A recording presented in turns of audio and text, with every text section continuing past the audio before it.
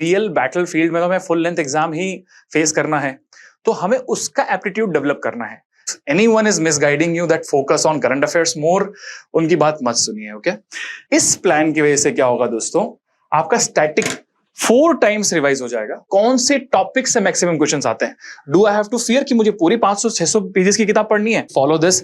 50 questions कहीं नहीं गए. 50 क्वेश्चंस आपके 45 to 50 questions of static part कहीं नहीं जाएंगे. I was not able to clear my first 2 prelims. Then I cleared my next 3 prelims because of this strategy. Hello and welcome to Kalam IAS.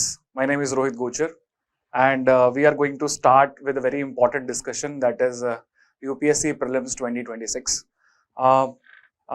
We all know that the UPSC mains examination is over, and within a couple of months, we all are going to shift towards the preparation of UPSC Prelims 2026. And see friends, जिस तरह से year on year UPSC का pattern change हो रहा है, it is very important that we start early. It is very important that we plan early at least, so you can practice your mains answer writing practice till end of October, and start thinking about prelims examination preparation from November itself. I'll tell you the reason. There is a very precise reason. I was not able to clear my first 2 prelims. Then I cleared my next 3 prelims because of this strategy, because I followed this strategy very rigorously. So I'm going to share my strategy with you, and this definitely has helped me psychologically, in my knowledge sense also, in my information, current affairs, static part, and most importantly, it gave me the confidence which I needed. जिससे मैं जब examination hall के अंदर those 2 hours जो कि बहुत critical होते हैं, उसके अंदर I was able to have that confidence that yes, I have prepared enough. Okay, so simple. This strategy was suggested by one of my seniors, one of my mentors, and who cleared this examination multiple times, and this has certainly helped me to clear the prelims examination, the first stage of the examination, which is becoming very critical with both as GS paper also and CSAT paper also. So I am going to share my strategy, the plan in detail. You can also follow this. Certainly I assure you, this is going to help you with confidence, with knowledge, with entire 360-degree preparation of UPSC prelims. Okay, so there are 3 simple rules for before I starting this video. मैं आपको बताना चाहता हूँ. एक तो है start early, stay ahead of not your competitors, but stay ahead of yourself psychologically. Okay, क्योंकि जब हम जनवरी फरवरी में स्टार्ट करते हैं preparation, and especially when you are a first attempter, or you have not given or second attempts, and you don't have enough confidence, हमें पता लगता है कि मार्च अप्रैल आ गया है, अभी तक पूरा syllabus complete, first round of syllabus complete नहीं हुआ है, and then we have less time for revision, and revision is the most important thing जिसको हम compromise नहीं कर सकते, because sense of completion is very important friends. जब हमें sense of completion आता है, so when we encounter the questions in the UPSC prelims examination, अगर हमने करंट अफेयर्स, हमने स्टैटिक पार्ट को बहुत अच्छे से किया होता है, सो जो क्वेश्चंस होते हैं जिनका जो हमने कभी नहीं देखे होते हैं, सरप्राइज एलिमेंट्स होते हैं, उनको हम एड्रेस कर पाते हैं with more confidence, we eliminate those statements which we feel this is not right, and those strategies actually work. Logical guess actually works. So वो कैसे होता है? Because of sense of completion, that yes, I have completed the entire syllabus, I have revised it multiple times. Okay, third is plan well, achieve more. Okay, planning is more important in UPSC prelims. अगर आपने prelims का attempt दिया है अभी तक, तो आप समझ पाएंगे कि मैं क्या कहना चाह रहा हूं, कि जब अप्रैल और मई आता है तो हमें लगता है कि सिलेबस बहुत ज्यादा है, प्रीलिम्स का सिलेबस बहुत ज्यादा है, and current affairs is like जख्मों पे नमक छिड़क देने वाला काम करता है, because the current affairs is going to be very bulky, उसका रिविजन पॉसिबल ही नहीं होता है.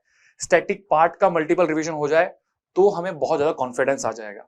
उसके लिए हमें क्या करना है? हमें पहले से प्लान करना है. Okay, so my name is Rohit गोचर, and I'm going to discuss the strategy for UPSC Prelims 2026. Definitely this video is going to help you a lot. Okay. So before starting, I want to tell you that UPSC Prelims is a psychological game. जो आपको misguidance है वो ये है कि ये पूरा knowledge based game है, वो साइकोलॉजिकल गेम है. It requires sense of completion, it requires a lot of practice, a lot of full length test exams. Okay, when you practice full length again and again, क्योंकि हम sectional तो बहुत सारे prepare करते रहते हैं, but we forget कि हमें फुल लेंथ भी बहुत सारे प्रैक्टिस करने हैं, because at the end of the day real battle field में तो हमें फुल लेंथ एग्जाम ही फेस करना है. तो हमें उसका एप्टीट्यूड डेवलप करना है कि वो क्वेश्चंस कैसे एलिमिनेशन टेक्निक काम करेगी, वो क्वेश्चन जो स्टैटिक के नहीं है करंट के हैं उनको किस तरह से अप्रोच करना है. Because now if you will attempt less than 85, okay, तो आपकी जो प्रोबेबिलिटी है वो थोड़ी थोड़ी कम होने लगती है, बिकॉज एक्यूरेसी पे अब क्वेश्चन मार्क है. बिकॉज लॉट ऑफ आंसर की जो यूपीएससी रिलीज करता है और जो हम कोचिंग कीज जो होती है उनमें बहुत वेरिएशन है, इसीलिए 10 से 15 मार्क्स, एट टाइम्स 20 मार्क्स का भी डेविएशन होता है. So to increase your probability you have to attempt more number of questions. Okay, and if you have sense of completion, if you have revised multiple times, definitely जो आप guess work करेंगे, जो attempt करेंगे अगर for example if you attempt 5 questions, so 2 से 3 question का सही होने की probability बढ़ जाती है. Okay, and that is going to add net positive number of marks to your total. Okay, यही काम हमें करना है. Okay, so how this strategy is going to work? Before my UPSC prelims examination, मैं नवंबर से ही एक प्लान रेडी रखता था. आपको भी यही प्लान रेडी रखने की कोशिश करनी है. इसके अंदर जो सब्जेक्ट्स हैं उनको टाइम बाउंड डेज के अंदर आपको कंप्लीट करना है. टाइम बाउंड डेज के अंदर, for example if I have given 15 days to polity, तो उसके बाद मुझे पॉलिटी का हर फैक्ट, हर चैप्टर, हर यूनिट के पीवाईक्यूज, सेक्शनल टेस्ट सारे कंप्लीट हो जाने चाहिए, so that I will have a sense of completion that if you give any question to me, whether it's PYQ on polity, whether it's any kind of theme based question which is being prepared by any coaching institute, तो मैं उसको solve कर सकता हूँ या सब solve कर सकती हूँ. Okay, so you have to create this kind of plan for you. Okay, I will share this plan, this Excel sheet with you. You can modify the plan according to your strategy, कि मुझे कौन सा topic पे ज्यादा काम करना है, मुझे कौन से टॉपिक से पे ज्यादा वीकनेस है, मुझे उसको ज्यादा प्रैक्टिस करना है, उसके हिसाब से आप इसको मॉडिफाई कर सकते हैं. I have made a general plan जिसमें सारा सिलेबस 360 डिग्री कंप्लीट होता है. Okay, so this has the date starting from 1 November 2025. Then subjects I am starting with polity. Session 1 will be of 3 hours. आपको 3 hours देने पड़ेंगे first session के लिए. Second session के लिए आपको 3 आवर्स देने हैं. You can have a gap break, जो भी है आपको 1 घंटे का लेना है, 2 घंटे का लेना है, but then you have to go for session 2. Do not study continuously क्योंकि प्रोडक्टिविटी डाउन हो जाती है. उसके बाद you have to practice daily test of 30 to 40 MCQs. अब कैच यहाँ पे है. ओके, ये 30 to 40 MCQs आपको कहाँ मिलेंगे? A lot of books are there in the market जिसमें section wise, subject wise, topic wise PYQs defined है पिछले 20 साल के, 25 साल के. So you don't have to worry at all. आपको सेलिएंट फीचर्स पे, प्रीएम्बल पे, डीपीएसपीस पे, प्रेसिडेंट पे, पार्लियामेंट पे, स्टेट लेजिस्लेचर पे, जुडिशरी पे सारे क्वेश्चंस मिल जाएंगे. Okay, then apart from that you can join any test series if you want to. If you don't want to, then also it is fine, but you have to solve these 30 to 40 MCQs. Now the catch is, when you solve this 30 to 40 MCQs, you have to check कि ये जो PYQ है ये book के कौन से part से आ रहा है. Okay, very important thing. जो ये PYQ है, for example you are solving any PYQ on president for example, so and the question is on election of the president. So check whether if you are studying from Lakshmikant, if you are studying from NCERT, तो check वो कौन से line से question पूछ रहा है, कौन से पैराग्राफ से क्वेश्चन पूछ रहा है. You have to trace the source. अगर आप सोर्स ट्रेस करेंगे हर क्वेश्चन का जो उस टॉपिक से है, next time when you are going to read the book, आपको वो बुक नई दिखेगी, new book. Okay, you will be able to think like a MCQ question maker कि यार अगर यहां से सवाल बन सकता है तो यहां से इस टॉपिक से ये वाला सवाल भी बन सकता है. And that is a chain effect. Okay, you have to think how to think. Okay, and how will you do it? जब हम क्वेश्चन देखेंगे उसका सोर्स देखेंगे. So when you are going to read the book next time, आपको ये लगेगा कि अगर इस टॉपिक से इस तरह का क्वेश्चन, तरीके का क्वेश्चन बन चुका है, so there might be a possibility कि दूसरे टाइप के क्वेश्चंस भी बन जाए. Okay, and if your brain started working in that way, तो आपको प्रॉब्लम नहीं है. That means you have covered that topic holistically. Okay, then you can solve multiple test series, multiple coaching institute test series, और आप जो all India test होते हैं वो लगाइए, कोई प्रॉब्लम नहीं होगी. You because you will have confidence. Another reason why this strategy works is the psychological the sense of completion.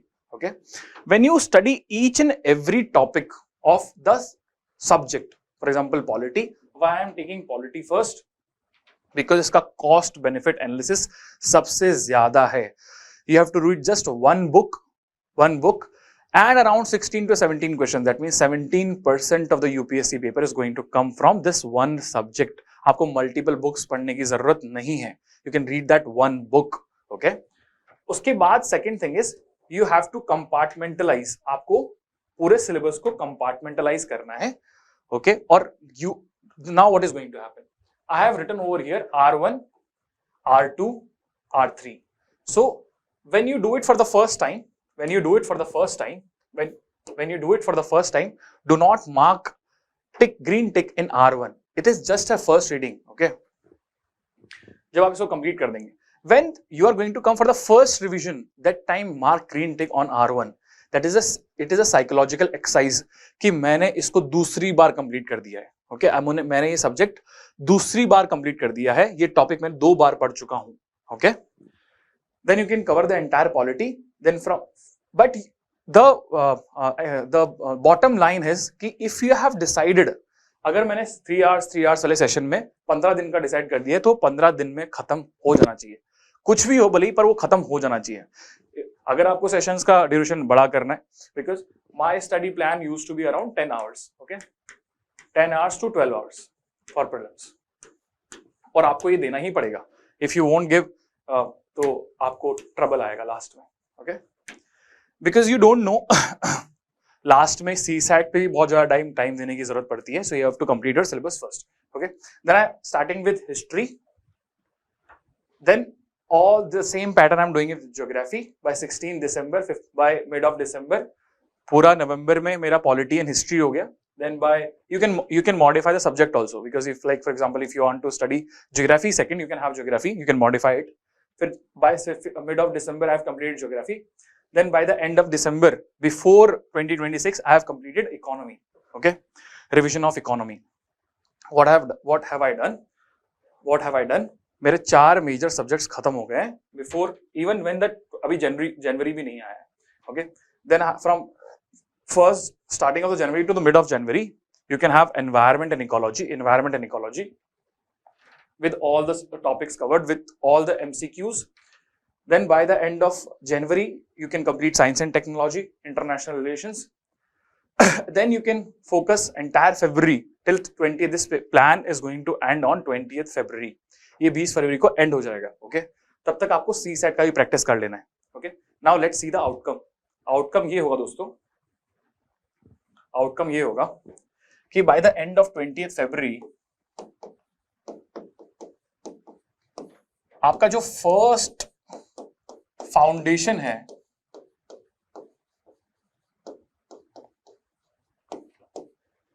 of prelims in your head, the static part along with current affairs is going to end. ये खत्म हो जाएगा. the core part is going to end. okay, now अगर आपको पता होगा तो फरवरी के स्टार्टिंग में ही बजट एंड इकोनॉमिक सर्वे आ जाता है, which actually feels like a burden. okay, budget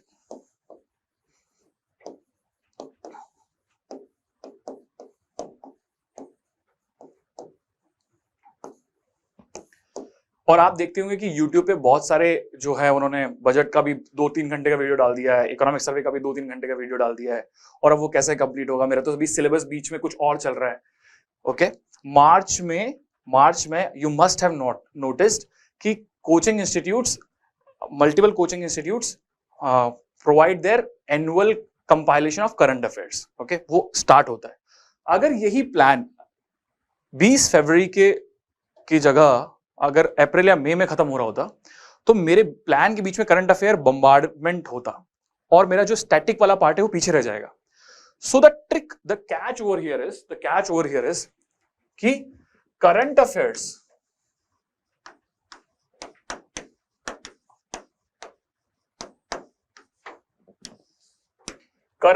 की वेव आपकी यूपीएससी प्रीलिम्स को डिस्टर्ब करे उससे पहले, before that,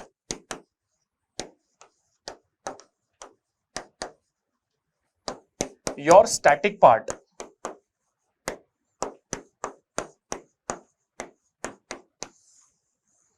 should be finished. Okay, not all of you but majority of you को CSAT में ये बहुत प्रॉब्लम आती है, बहुत ही ज्यादा प्रॉब्लम आती है. ओके, और जब अप्रैल और मई आने लगता है और आपके टेस्ट में नंबर नहीं आ रहे होते हैं तो एंजाइटी बहुत ज्यादा बढ़ जाती है. Okay, to do away with this anxiety and CSAT paper, trust me my friends, trust me and you would agree with me that CSAT जितना टेंशन होगा, जितना ज्यादा एंजाइटी होगा, जितना ज्यादा टेंशन होगा, उतना ही बेकार जाता है एग्जाम, रियल एग्जाम कंडीशन में. Okay, I failed my first CSAT. I am not very great with maths, but I passed my next 3 CSATs. Okay, and that to the toughest ones. Okay, including 2023. Okay, because of this strategy. Okay, because I had enough time to prepare for CSAT, current affairs, multiple revisions. Okay, again remember, sense of completion is very important with multiple test series. Okay, जब हम ये plan अगर आप नहीं करें, ये plan अगर आपका अप्रैल मई में खत्म हो रहा है फॉर एग्जाम्पल, तो क्या होता है कि do I have time for full length examinations, मेरे पास फुल लेंथ देने का टाइम है या नहीं है, क्या मेरे पास करंट अफेयर्स पढ़ने का टाइम है, क्यों ना मैं मिडिवल हिस्ट्री को स्किप कर दूं, क्यों ना मैं साइंस एंड टेक में सिर्फ एनुअल मैगजीन पढ़ के चला जाऊं, राइट, क्यों ना IR वगैरह को स्किप कर देते, वहां से सवाल ही नहीं आते. सो ठीक है, कोई बात नहीं, वहां से सवाल शायद एक भी सवाल नहीं आए, but what is going you are going to lack is sense of completion, कि मैंने पूरा नहीं पढ़ा है. ओके, and that is going to disturb your mind in the examination hall में घुसने से पहले आपका जो कॉन्फिडेंस है वो वीक रहेगा, और वो ही नहीं चाहिए. डेफिनेटली वो आपकी 2 से 3 सवाल गलत कराएगा, डेफिनेटली 2 से 3 सवाल गलत कराएगा, बिकॉज आपको सेंस ऑफ कंप्लीशन नहीं है कि मेरे को हर सब्जेक्ट मैंने पूरा पढ़ा है कि नहीं. Okay, so with this strategy bye the end of 20th February, आप अगर आपको सवाल है कि ये जो टेस्ट है ये कहां से आएंगे, इंटरनेट पे फ्री क्वेश्चंस, मार्केट में फ्री टेस्ट सीरीज अवेलेबल है. You can join any coaching test series also. आपके पास ये सारे क्वेश्चन मिल जाएंगे, आपको फुल लेंथ भी मिल जाएंगे, आपको सेक्शनल टेस्ट भी मिल जाएंगे. ओके, आपको CSAT के भी टेस्ट मिल जाएंगे, आपको सेक्शनल टॉपिक वाइज टेस्ट भी मिल जाएंगे, ऑनलाइन मिल जाएगा, हर जगह मिल जाएगा. सो that is not a tension, market में मिल जाएगा, that is not a tension at all. Okay, the game is the entire summary of this is that you have to start by 1st November.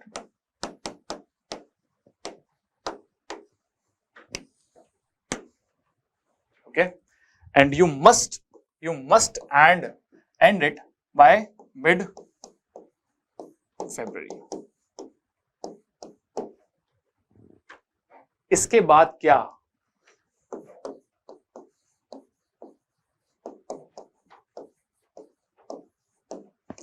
what to do after this? Let's go back to our plan. हमारे plan पे वापस चलते हैं. Okay, remember this R1, R2, R3. I'm going to come back to my static part. Definitely जो ये 15 days है, अभी इसका 1/4 डे टाइम लगेगा इस सारे टॉपिक्स को कंप्लीट करने में.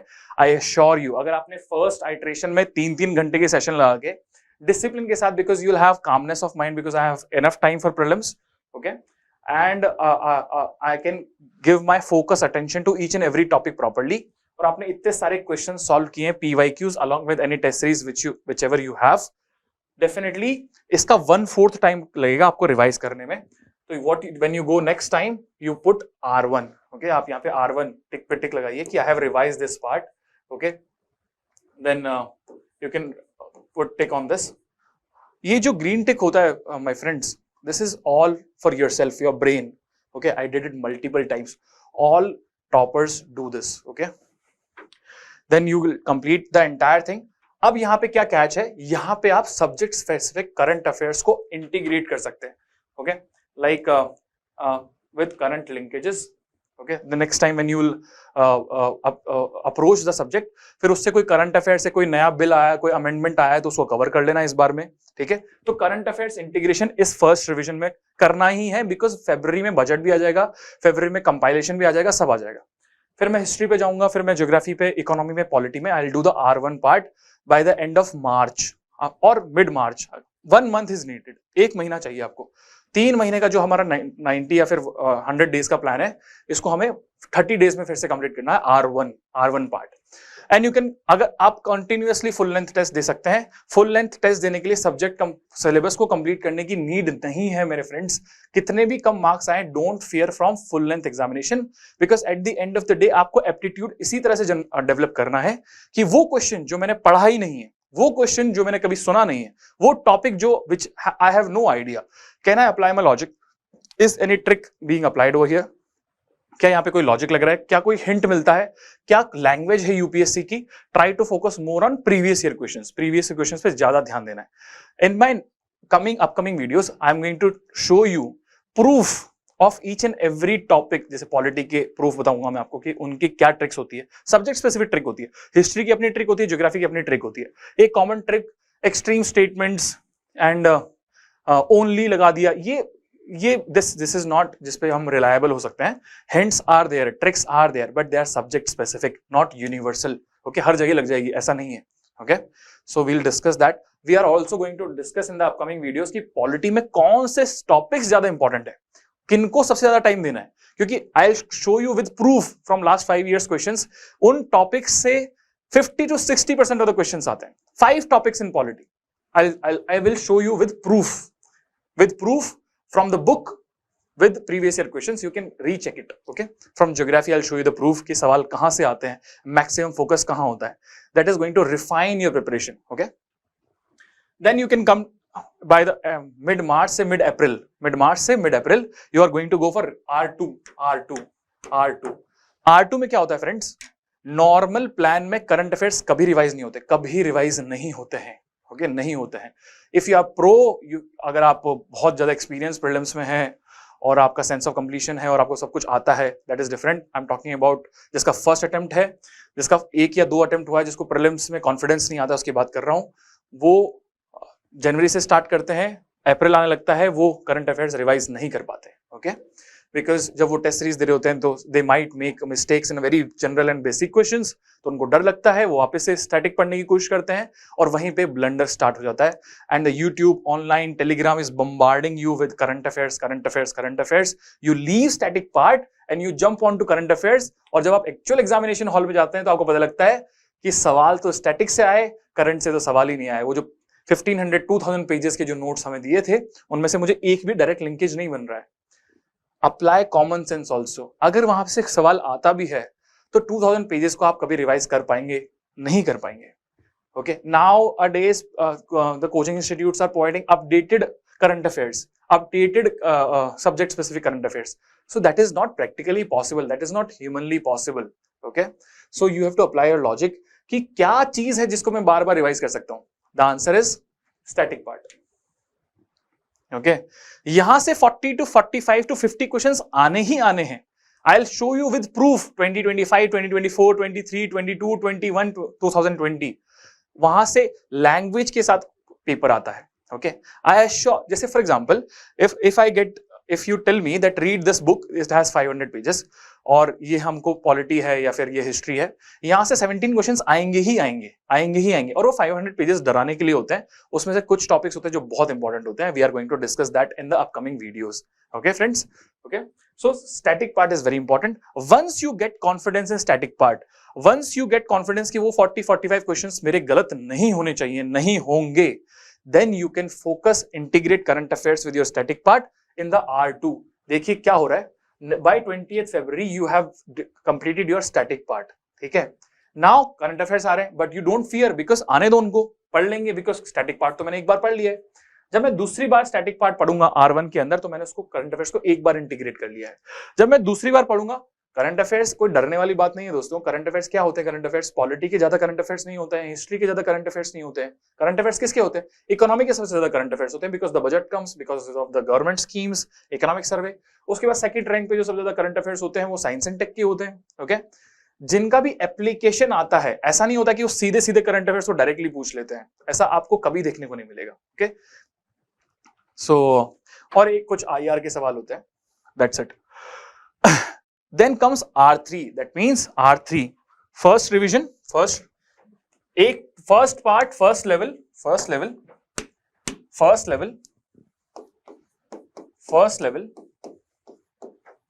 static, finished by 20th Feb or mid Feb,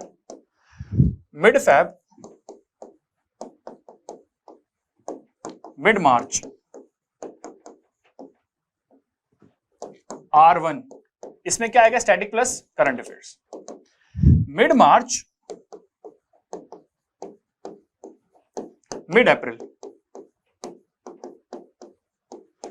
R2 plus revision of current affairs, okay. Then mid April to mid May, R3 of static plus R1, R2 of current affairs. Okay, इस plan की वजह से क्या होगा दोस्तों? आपका static 4 times revise हो जाएगा, because you will solve a lot of MCQs, you will solve a lot of full length question papers, subject specific full length tests, current affairs multiple times revise हो जाएगा। Okay, one thing is guarantee, अगर ये आपने follow किया, one thing I assure you, I guarantee you, tried and tested method है कि static part वाले questions गलत नहीं होंगे। वो जो सिली मिस्टेक्स होती है ना, अरे यार ये तो बहुत इजी था, ये तो लक्ष्मीकांत के इस चैप्टर में फर्स्ट पेज पे दिया हुआ था, वो मिस्टेक तो नहीं होगी। अच्छा, करंट अफेयर्स, क्या करंट अफेयर्स से डायरेक्ट सवाल आते हैं? The answer is no, big no. If anyone is misguiding you that focus on current affairs more, उनकी बात मत सुनिए। ओके, ये है एप्लीकेशन पार्ट। ओके, जब फॉर एग्जांपल मैंने कोई स्पेस मिशन के बारे में सुन लिया, उसका मेंशन, वो India is the 4th country to do so, India is the 3rd country to do so. Okay, so the back of the mind I should have awareness, no, India is not the 4th country, India is the 2nd country to do so। अगर मुझे इतना idea है तो मेरे questions eliminate, मेरे statements eliminate हो जाएंगे। Okay, focus on that part. इसीलिए करंट अफेयर्स का होना बहुत जरूरी है। Reason being sense of completion, कि हाँ मैंने पूरा सिलेबस कंप्लीट ही नहीं किया है, मल्टीपल टाइम्स रिवाइज कर लिया है। Okay, then you don't have to fear anything. अगर आपके उसके बाद स्टैटिक पार्ट में अगर आप फुल लेंथ लगाते हैं तो आपके कम मार्क्स आते हैं, तो you don't have to worry about anything. If you complete it on 20th February, आपके पास इनफ टाइम है सीसैट के लिए अलोकेट करने के लिए, करंट अफेयर्स के लिए अलोकेट करने के लिए, मल्टीपल रिविजन्स करने के लिए। Okay, when you will come back to for the second iteration, तो आपको 3-3 घंटे के सेशन लगाने की जरूरत नहीं है। आप 2-2 घंटे के सेशन भी लगा सकते हैं, 2.5 hours की भी लगा सकते हैं, and definitely you can give 1.5 hour 2 hours to CSAT on daily basis। और जितना आपका CSAT, because CSAT is subjective, किसी को बहुत कॉन्फिडेंस है कि मेरा निकल जाएगा, सो इसलिए मैं उसकी बात नहीं कर रहा हूँ। I will make a separate video on CSAT strategy, कि CSAT में कैसे पास होता है। मेरा CSAT बहुत वीक था, I cleared one of the toughest CSATs, जो कि 2023 में we all agree that it was very difficult. Along with that other 2 CSATs जो कि काफी डिफरेंट, जो ट्रेंड चेंज हो गया उसके बाद, बिकॉज ऑफ दैट स्ट्रेटेजी। उसके अंदर कौन से टॉपिक्स हैं मैथ्स में जिन पे ज्यादा फोकस करना है, जिसका कॉस्ट बेनिफिट एनालिसिस बहुत ज्यादा अच्छा है, रीजनिंग में कौन से टॉपिक्स पे फोकस करना है, कॉम्प्रिहेंशन पैसेज को किस तरह से एड्रेस करना है। सो that is the technique. Okay, follow this part. In the upcoming videos we are going to discuss, I'll give you proof वो क्या बोलते हैं उसे, एविडेंस बेस्ड प्रूफ दैट की कुछ किताबें ऐसी है जहां से डायरेक्ट क्वेश्चन आते हैं। If you follow this, 50 questions कहीं नहीं गए, 50 क्वेश्चंस आपके 45 to 50 questions of static part कहीं नहीं जाएंगे। And we are also going to discuss कौन से सब्जेक्ट से, फॉर एग्जांपल पॉलिटी से कौन से टॉपिक से मैक्सिमम क्वेश्चंस आते हैं। Do I have to fear कि मुझे पूरी 500-600 पेजेस की किताब पढ़नी है, और do I have to focus on multiple topics only, ज्यादा उन पे ज्यादा फोकस करना है, दूसरों पे कम करना है। Same thing we are going to do with history also, with economy also, with geography also, फिर environment also, science and tech को किस तरह से अप्रोच करना है। And one In one video, we are going to discuss about the strategy for CSAT. अगर आपका CSAT weak है, I assure you, it is definitely going to solve your problem, क्योंकि वहां पे टाइम मैनेजमेंट का game है और psychological calmness का गेम है. और एक कामनेस कब आएगी? जब आपने इनफ प्रैक्टिस कर ली है और आपके मॉक टेस्ट में यू आर अश्योर्ड कि अगर मैं स्ट्रेटेजी फॉलो कर रहा हूं या कर रही हूं, definitely I am scoring 80-85 about, तो I don't have to fear about CSAT. Okay, all the very best. See you in the upcoming videos. Follow this strategy. I'm going to share this plan with you. You can modify this plan according to it, but don't change the timing. The reason I told you, क्योंकि February के अंदर current affairs का wave आना start हो जाता है. It will disturb your entire plan, और फिर आप anxiety, depression इन सब में चले जाएंगे, फिर आपकी productivity down हो जाएगी. Okay, follow this plan. Prelims is becoming very, very tricky and difficult. It requires mental balance. और वो कब आता है? Through sense of completion, which actually breeds confidence. And confidence is definitely you're going to solve 4 to 5 questions extra. Okay? Thank you so much. See you in the next video.